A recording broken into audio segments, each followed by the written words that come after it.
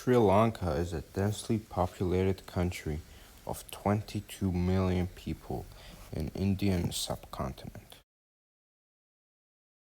From fuel shortage to mass famine to schools closing down because they can't afford papers for students, all has been a aftermath of poor and corrupt economic management since its civil war in 2009. You see, Sri Lanka imports a lot, and when it imports from countries like India, China, or any other country for that matter, it has a trade deficit.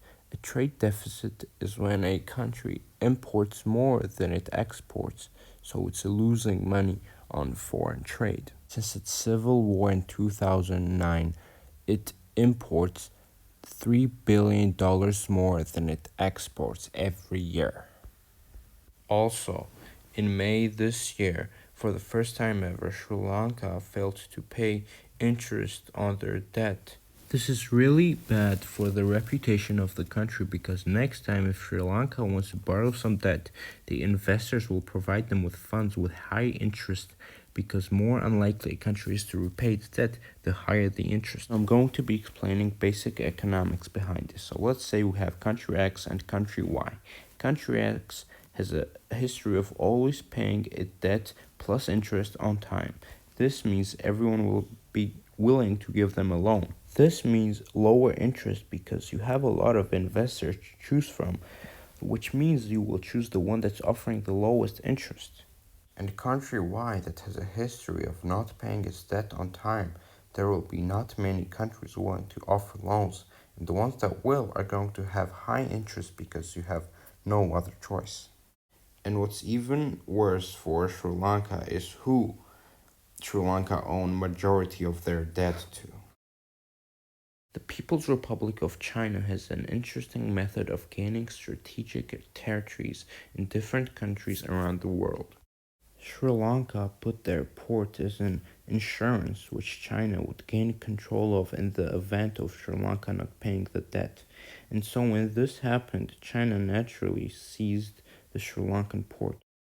As a matter of fact, China doesn't only have this debt trap in Sri Lanka, China has debt traps all over the world in different countries in places like Djibouti, Pakistan, etc., where China has control over strategic places like ports, railways, airports, military bases, etc.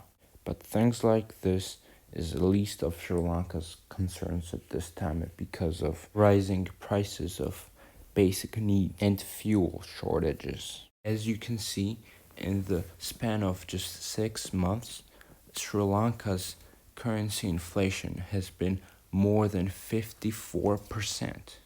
The life of an average citizen in Sri Lanka is extremely hard today. Protesters even stormed the president's palace last week. All of this anger that has been going on for quite some time. Yes, Kim. I mean, there has been a complete and utter breakdown of Sri Lanka's economy. The country was announced as being bankrupt only.